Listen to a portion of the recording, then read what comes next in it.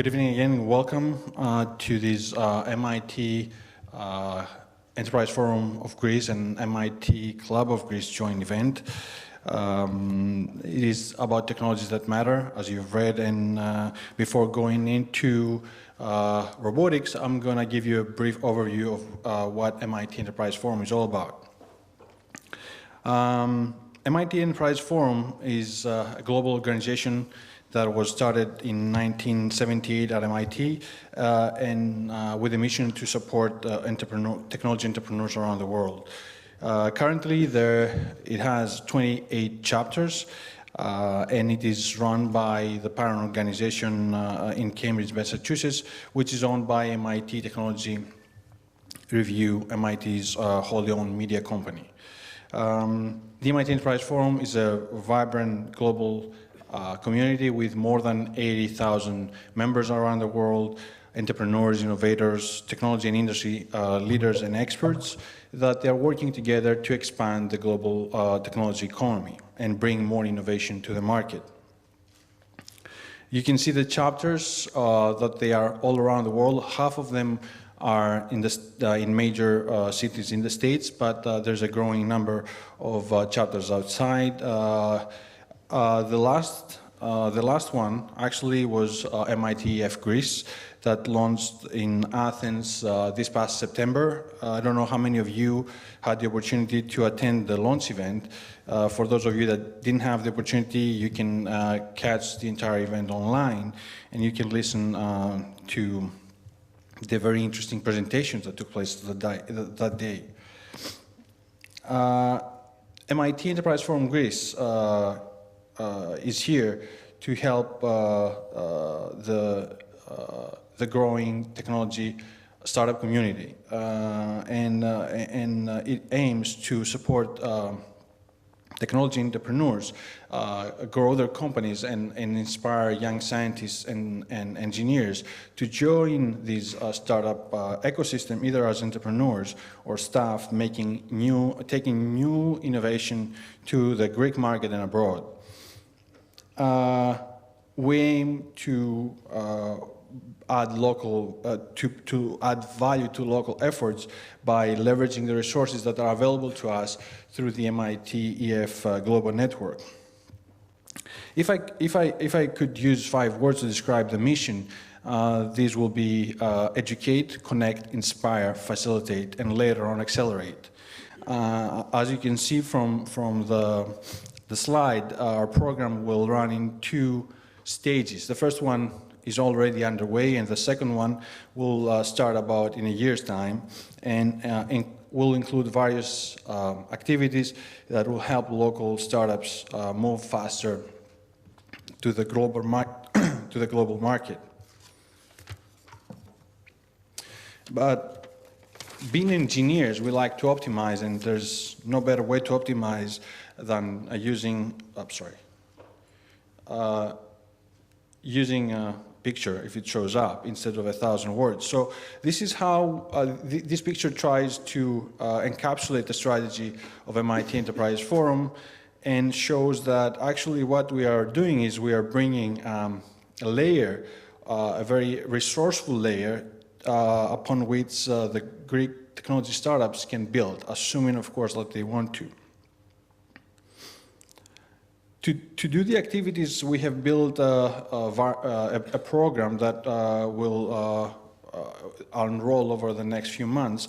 We have already had a launch event. We have these 2 technologies that matter events, one in biotech and the other one in robotics today, and we are moving forward with the rest of the activities, especially the workshops. We are happy to announce that on the 23 of January, we're going to have a workshop focusing on human resources issues. On February 19, we're going to have a workshop focusing on legal matters, and on March 12, we're going to have a workshop focusing on operation. Each of these workshops is developed with a local strategic partner, namely Hay Group for the HR, Potamitis Vekris law firm for the legal workshop, and Ernst Young EY for the operations. Information about these workshops and the other activities will be available soon through our website and the other communication channels we have. But today we're here to discuss about robotics. So let me switch gears and talk about robotics before turning over the floor to our guest speakers. Over the past few weeks, we had an avalanche of events dedicated to robotics. You can see, or you have seen, all major networks running stories about robotics, from Reuters to Wall Street Journal to MIT Technology Review, etc. It all started with Amazon, it went on with Google, and NASA and other companies got into the bandwagon. And of course, I have to confess that we planned this event today because we knew all this is going to happen. Okay, I suppose this is how conspiracy theories start. It just happened. I mean, it was great for us that we got all this promotion for free, but we didn't know anything about that. Otherwise, we would have bought stocks in the robotic market. But it is not necessarily a random event that what started with Amazon.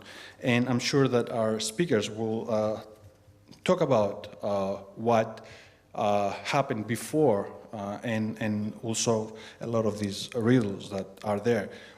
Before going forward, I would like to bring to you some numbers from a recent McKinsey study that shows that advanced robotics is one of the 12 major technologies that are going to have a major impact to our global economy during the next decade.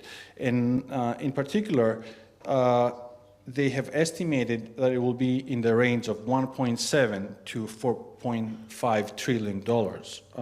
That's trillion dollars, and this is a big number. So I'm pretty sure there are going to be a lot of opportunities, either in research or startups in this sector. And if you remember from the previous slide, this is only about advanced robotics. It doesn't include the next category, which is autonomous or near-autonomous vehicles, which are essentially robots themselves. So we're talking about areas like industrial and manufacturing robotics, service robotics, robotic surgery, human augmentation, personal robotics, all the kind of stuff that we're going to hear from our speakers today later on.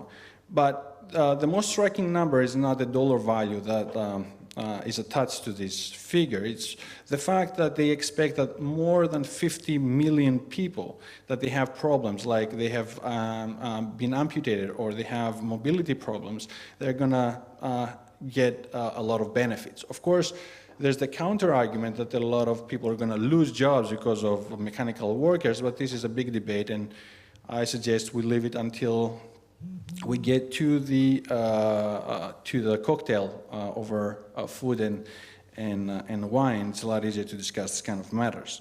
So what we have here today is a roster of 4 very important individuals from Greece and abroad. Vassilis Papakonstantinou and Nicholas Mavridis are going to join us live on stage. Corey Kidd and later on Andreas Raptopoulos are going to join us over Skype. Hopefully Skype is going to perform as it should.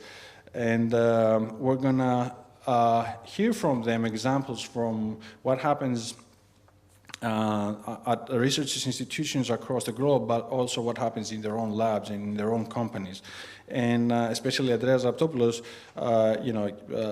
it was really recently quoted many times because his company Matternet started doing what Amazon announced it will do about 2 years ago. So Andreas Raptopoulos was ahead of Amazon. So that's going to be interesting stuff.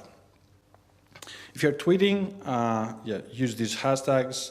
And before turning the floor to Vassilis, I'm going to just thank once again the founding sponsor and all the other sponsors and the event sponsors that enable us to have the program going on.